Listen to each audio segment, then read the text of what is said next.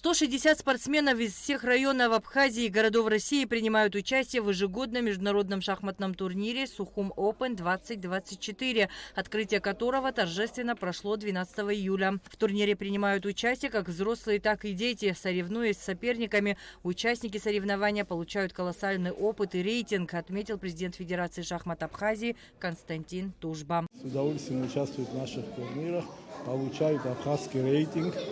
Наши дети знакомятся, перенимают опыт друг друга.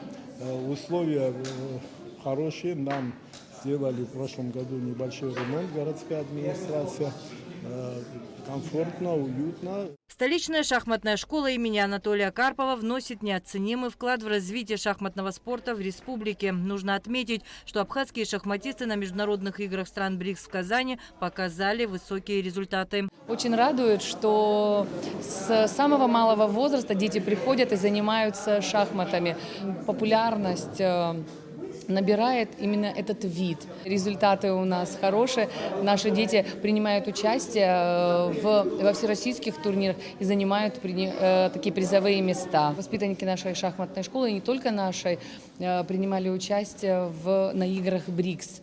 Ну, это показывает то, что есть шахматы, как вид развивается. В рамках турнира состоятся 4 соревнования среди спортсменов от 2011 до 2017 годов рождения. Соревнования проходят в 2 тура в соответствии с возрастными категориями. Основной турнир пройдет в 9 туров 14 июля. Главный судья турнира Альберт Карапетян. Вот сейчас, в данный момент, играет группа до 7 лет. Это начинающие шахматисты, которые первые делают шаги в шахматах. Им, конечно же, чуть сложно, но потихоньку уверенность приходит. И они понимают, что чем быстрее они достигнут уровня такого высокого, тем быстрее они завоюют и, соответственно, призы, и будут они играть сильнее, и там и разрядная норма, и рейтинговая.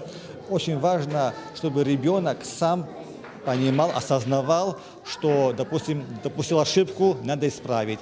У соперника какой-то прием он увидел, надо этот прием выучить. Вот на этом и, можно сказать, рост игрока, шахматиста выявляется. Чем быстрее это он поймет, тем быстрее он будет двигаться вверх по спортивной такой лестнице.